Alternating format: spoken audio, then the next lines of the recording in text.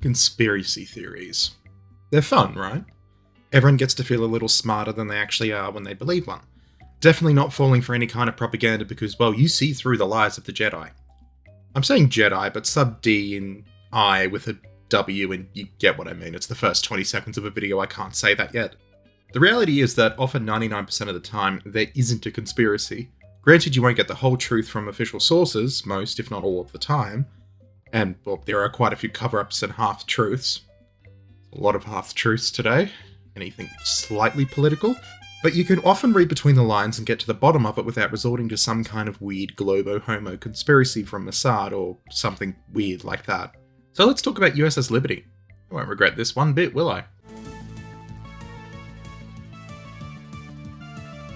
The USS Liberty was, funnily enough, not a Liberty ship, but a victory ship. One of the greatest feats of engineering history. The Liberty and Victory ship programs produced over 3,000 merchant ships in often just mere weeks, or in one case days, although it did break in half. And through this marvel of construction, the Western Allies were able to utterly destroy the Axis' ability to wage war through superior logistics and sheer raw military power. Truly remarkable vessels in all aspects, and I will probably fawn over them in a future video. But after the war, with thousands of ships just laying around and new ships that weren't crash-built being laid down, these older vessels, they just weren't needed anymore. And the rushed build quality did begin to show in many cases, such as, just splitting in half. The Simmons Victory was one of these ships, and being new at the time, at the end of the Second World War that is, she was in pretty good condition. And so, after almost 2 decades bobbing around in mothballs covered in grease, she was transferred to the US Navy as the NSA-run spy ship and named USS Liberty. The ship was 139 meters long, 18.9 meters wide, and had a smattering of machine guns and could travel at about 17.5 knots, all with 358 crew. But you don't care about these little details, do you? You're here for one of 3 reasons. 1. You want your anti-Israel conspiracy proven. 2. You want your pro-Israel conspiracy proven. And 3. You have no idea why everyone is screaming at each other and just want to watch a video. I personally like the third group. But, here goes the fun bit. The attack on USS Liberty has caused a significant argument within the online conspiracy community. Was it a dastardly attempt to get the US into the Six-Day War? Was it intentional? Was it accidental? Who is responsible? Well, let's get into this and look at it objectively. Have fun in the comments, lads. So to first understand what has everyone in a fuss, we need to understand the context of where and when this attack took place, and really what happened, and sort of make a timeline. It was the 8th of June 1967, and Israel was engaged in a war with effectively all of its neighbours, which we have come to know as the Six-Day War. The Six-Day War, funnily enough, lasting 6 days, was an astounding victory by the Israelis against the arrayed forces of Egypt, Syria, Jordan, and Iraq, and it resulted in the capturing of about 70,000 square kilometres of territory from Egypt, Jordan, and Syria, and the, utter destruction of the core of the Egyptian army. For the Zoomers out there, this is the historical equivalent when Darth Vader boards the ship at the end of the movie Rogue One. Just get that in your head. Genuinely the only way to describe it. Nobody really expected Israel to do this well during the war, let alone the Israelis. The Western Allies assumed Israel would win, but not like this, not this heavily. I did make a video on the war a few months ago, and I do recommend having a look if you haven't and you want to know more about the war itself and how it unfolded. But what's really important to know is that by the 8th of June, the Egyptian army's spine was effectively broken and Israel was standing on Egypt's throat, and Israel had captured eastern Jerusalem the day before on the 7th. Israel was in the meantime preparing operations against Syrian forces in the Golan Heights. Israel was unequivocally winning the war at this crucial point, and the United States and United Nations were pressing for a ceasefire and an end to the instability. Keep in mind that Israel really wanted the war to continue just a bit longer so it could seize the Golan Heights, which accounted for the majority of the water supply into Israel. Israel really needs to control the Golan Heights to make sure it stays independent. The attack on USS Liberty, meanwhile, occurred on the 8th of June, beginning with multiple overflights of the Liberty from Israeli aircraft, including Delta-wing fighter jets, likely Mirages, and the IDF claims these flights were coincidental, and the aircraft were just out searching for Egyptian submarines, which is admittedly semi to highly likely. The naval war during the Six-Day War was after all a bit of a nothing event, but the risk of submarine attack was quite prevalent. At about 5:45 AM Sinai time, A couple of key events occurred that would set the events of the day in motion. A ship sighting report was received by Israeli coastal commanders, identifying a destroyer about 70 miles west of Gaza, and it was marked on a table with a red pin. At about 6 a.m, the aerial observer, a Major Yuri Meretz, reported that it was a US naval vessel. He stated that it was likely a supply ship, the silhouette being roughly the same. Remember, the Liberty was built as a supply ship, so that checks out. At the same time, an Israeli jet reported that a ship about 20 miles north of Arish had fired upon it. 2 destroyers set out from Israel to investigate, but they found nothing. It was now about 11 a.m, and 2 key things happened here. Neuraltis aircraft from the naval observers landed, and the previously reported ship was identified during the debriefing as USS Liberty. But crucially, while this was occurring, that pin that I mentioned was removed from the tracking table to identify the vessel. It was removed because there had been some time had passed and it was obviously no longer where it was supposed to be. At least that was the thought process. Almost simultaneously at 11:24, a report came through that Arish was being shelled from the sea. Now, we know this is not possible as the Liberty was the only vessel there and it has machine guns, not cannons or anything capable of doing that. But the region was still full of hostile munition dumps, and there was still fighting going on there. So it is not unlikely, again, that one of these munition dumps went up, because let's be honest, the Israelis were they were being liberal with what they hit. I'll leave that there. Yeah, I'll leave that there. Now, the validity of the claim of the support officer who reported the shelling, now that too is highly questionable, and the claims were actually being investigated at the time. However, somebody handed a report to Fleet Operations saying that there was a ship sighting and that Arish was being shelled from the sea. That's all it really said. These 2 reports stating a shelling and a ship caused the High Command to assume it was an enemy vessel. Now, crucially, the identity of the ship was not reported within these 2 reports, one being a shelling, one being that the fact there was a ship there. And within the 30 or so minutes it took for the Supreme Command to get notified of a vessel's presence, and in order for its 3 motor torpedo boats to go to sea, nothing really came in to say what the ship was called and what it was, what it looked like. It was just reported in that 30 minutes, there is a ship there is a shelling and Arish. Motor torpedo boats, go to sea, drive it off. That's the general order. Now here is where we get to an interesting point. A really interesting point. Because when the MTBs spotted the ship, they manually calculated how fast it was going from the original sighting, and they came out with a speed of 30 knots, which is completely impossible for USS Liberty. Some reports state that the commander of the MTBs, one Commander Oren, was quite eager to just attack, and he requested aircraft to assist him. 2 Mirages arrived and identified the ship as a military ship, and they stated that there were no markings on the ship, which US forces dispute as there were markings. However, at the same time, it isn't uncommon for pilots to completely misidentify ships. This happens a lot, such as the Sablin affair in the USSR, or Operation Viking with the Germans. And keep in mind, these Israeli pilots are mostly trained to bomb land targets. They're not trained to identify ships at sea. So they saw a grey lump and probably went, oh yeah, that's a warship. This is really, really common. Talk to any damn pilot in the world, they'll do the same damn thing. Most of them, unless they are specifically trained to do it, can't tell what ship is what. Now, at 1:57 p.m, Chief Air Controller Shmuel Kislev, he gave the order for the Mirages to attack the military ship that had been reported to have shelled Arish. The crew was not prepared at all on Liberty for an attack of this magnitude, only fielding 450 caliber machine guns, and the Mirages in their dives killed 8 crewmen with their 30mm cannons. And this attack, crucially, it knocked down the ship's flag. A second flight of Super Mysteers arrived armed with guns and napalm. Again, they're not meant to shoot at ships, they're meant to attack land targets, and they released their payload, setting alight the Liberty's superstructure. But Kislev was disturbed by the lack of return fire, and he thought that the ship could possibly be Israeli, so he asked for further clarification, and it was noted that there were Latin alphabet markings, namely GTR-5, and they were on the side of the ship. Keep in mind the Egyptians use Arabic markings and the Israelis use Hebrew, and Kislev immediately ordered the attack stopped, thinking she was American. The crewmen aboard Liberty took this chance to hoist an exceedingly large American flag, which stayed there for the duration of this story. Now, it's really worth noting that Kislev, he immediately requested helicopter support be sent to the Liberty to assist them after the attack when he realized it was not an Egyptian vessel. He did that immediately. And this is where the incident changes from what is, in my opinion, a case of genuinely horrific miscommunication and mistaken identity to conspiracy. The Chief of Staff, Rabin, ordered the torpedo boats to stand off at a safe distance, and he sent 2 helicopters in to search for survivors after being informed that rescue was needed by Kislev. Command Oren on the MTBs claims he never got this order and he just attacked.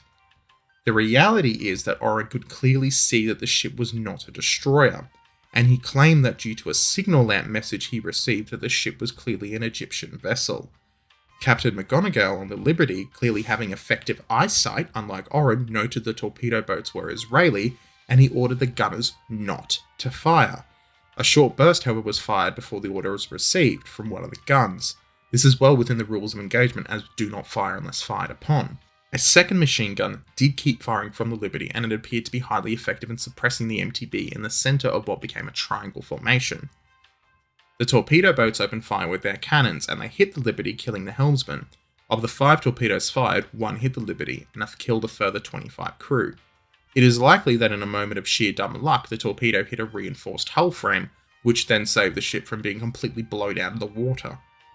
Oren claimed at this point that there was no flag, but after he miraculously noted the GTR-5 designation, he cancelled the attack. That's what he claims. There is another explanation that the attack was halted after another torpedo boat, not liking what was going on, picked up a life raft that said Liberty and made it very clear to Oren that the attack needed to be called off.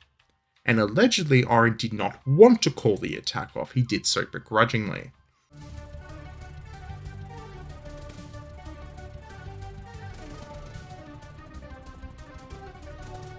President Lyndon B. Johnson received word very quickly that an attack had occurred on the ship, and initially, he thought that it was the Soviets, given that they were in the area, so he called Moscow on the hotline and chose not to make things public just yet.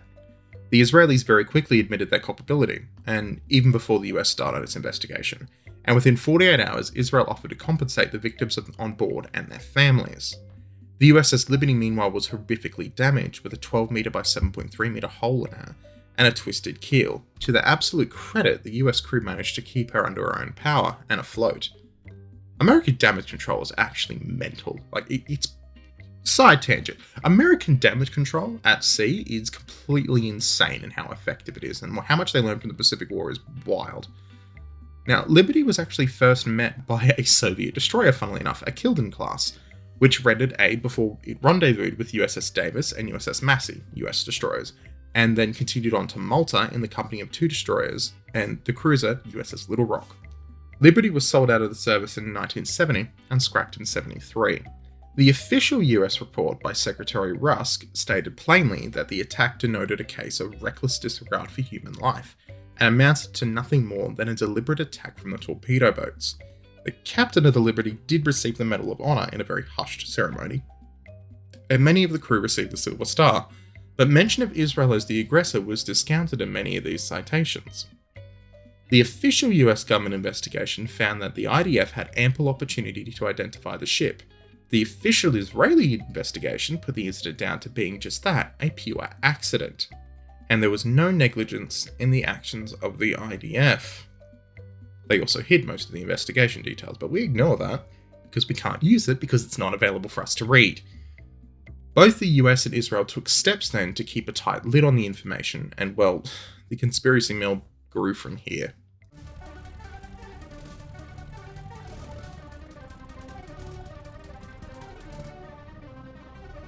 As soon as the investigations released their findings, the conspiracies began from the everyday person even to the US Secretary of State.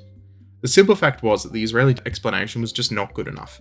So outrageous was the attack and the fact that nobody was held culpable, it really pissed people off. The crew on the Liberty was similarly not satisfied, believing the attack was completely intentional and made with the knowledge that they were an American vessel and that the crew was ordered to shut their mouth as part of a greater cover-up. Sailors do love their conspiracies, so and they were the ones attacked. I'm not gonna fault them for it. It's pretty commonly known that sailors like their conspiracies. But good lord, this is where the rabbit hole starts. John Loftus and Mark Aarons wrote a book stating the Israelis attacked the ship because the US was helping the Egyptians and that it was spying on Israel. We're going to ignore them. A former US Admiral, Thomas H. Maurer, paid for his own inquiry and found Israel culpable with the intent to blame the attack on Egypt to bring the US into the war. Now that sounds vaguely plausible. But again, no. Just, it doesn't match up with the facts. But who was to blame? What actually happened, and was this a conspiracy? Well, what you may believe may be, and I'm not saying it's all of you, highly shrouded in your personal beliefs. However, a lot of these theories have some severe issues, even when they look somewhat plausible the moment you start to pick them apart. So what actually happened? What is the most likely cause of events that led to the attack on USS Liberty? Time to upset everyone.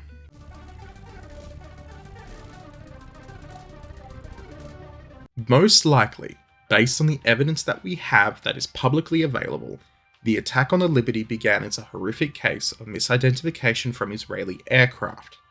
However, the second attack from the motor torpedo boats was likely intentional and made knowing full well that it was an American vessel. Told you I'd upset everyone. What do I mean by this? Well, there's a few reasons why this is most likely, according to the evidence we have regarding the course of events. First things first, it isn't guaranteed that the pilots saw any kind of US flag initially, because they were pilots. As I said, it is well known that pilots have often struggled to identify ships accurately, particularly when they're not trained. In return, sailors rarely recognize aircraft correctly, so it isn't the craziest idea that this initial attack is not intentional. Rather, it was a case of 2 aircraft from the first flight and then 2 from the second being briefed about an explosion near Arish and told it was a ship shelling it. They attacked when they saw the first ship they saw in the vicinity. And well, when the commander of the raid noted that there was no return fire, he wondered why, and he looked for Latin characters, and he looked for any kind of marking, and he saw the Latin characters on the ship. He stood off, cancelled the attack, and began ordering aid to be rendered as soon as possible.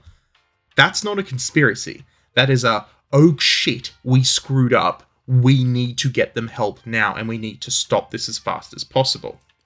There's no conspiracy in that. If there was a conspiracy in that, it would get a lot darker a lot quicker. And this is where Moshe Oren comes in. This is where the assault becomes intentional. Again, in my opinion, please do not sue me, Israel. Moshe Oren, in command of the motor torpedo boats, attacked. That, in my opinion, and again, please do not sue me, cannot be excused as an accident. So most likely, and there's a fair bit of my own opinion here, but I'm putting my academic hat on and constructing a timeline with my available sources, here is what happened. Now, first things first, never assign malice to incompetence. When the first reports came in, that morning, the ship identified as being in a position to the north of Arish, it is marked physically on a map. That much, easy, we know. The mark is later removed while a reconnaissance pilot is being debriefed, and the identity of the ship during this debrief is worked out to be USS Liberty. The identification and the removal of location of the ship is done at the exact same time, or near enough that there is no communications overlap. And this occurs as an ammunition store is blown up by the retreating Egyptian forces in Arish, which is reported as a naval shelling. It was either blown up by retreating Egyptian forces or it was blown up by Israeli shelling. One of the two. Either way, it blew up. There is evidence to support this action, though, by Egyptian forces. And like I said, Israel wasn't exactly being conservative with what it blew up. The order to send out the air attack on the ship occurs following the report of a naval shelling, and the previous report of a ship spotted to the north. Note that the report that the ship was the USS Liberty was not passed on. To the best of my research ability, I could not find any evidence that this report that it was the Liberty from the reconnaissance pilot was passed on in time to make a difference. The air attack then takes place purely on a case of accidental misidentification.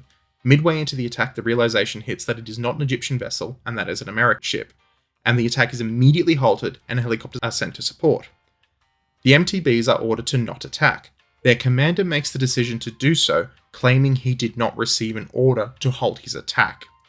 This attack by the MTBs is a deliberate attack on a vessel whose identity is in question, but it is very obviously not a destroyer. As such, the most likely outcome is that the second attack on USS Liberty was an intentional attack. However, it was undertaken without the support and backing of the Israeli Defense Force and the State of Israel.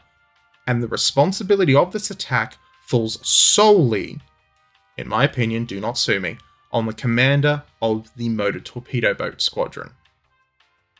Sorry everyone, your conspiracies have major holes. The simple fact is, reality doesn't match up with events. But that poses another question. Why would the MTB captain do this? The most commonly attributed to reason as why the Israelis attacked the ship is because Israel desperately wanted the US to intervene in the Six-Day War. There could theoretically be some truth to this, but not in the way you might think. See, it is possible that the MTB commander had this idea in his head because the Israeli government had completely blacked out all media about how the war was progressing. The average Israeli only knew through whispers what was actually happening. All they knew for sure was that Israel was at war with all of its neighbours, and the situation was dire, and everyone was getting called up into the military. They didn't know that Israel wanted the US to stay out, because Israel was winning so handedly that it was seizing the opportunity to get control of the West Bank, the Sinai, and crucially, the water supply in the Golan Heights. If the US was to intervene at this point and cause a ceasefire, it would have been in direct conflict with the Israeli government's attempt to seize the Golan Heights. Which is what it wanted to do above all. It wanted the damn Golan Heights. I can't stress enough just how badly Israel wanted the Golan Heights. The second reason as to why he may have done it, well, this is a bit more psychological, and it's quite speculative, but I have seen some reports saying this is possible. It isn't uncommon for people in war to seek out personal glory.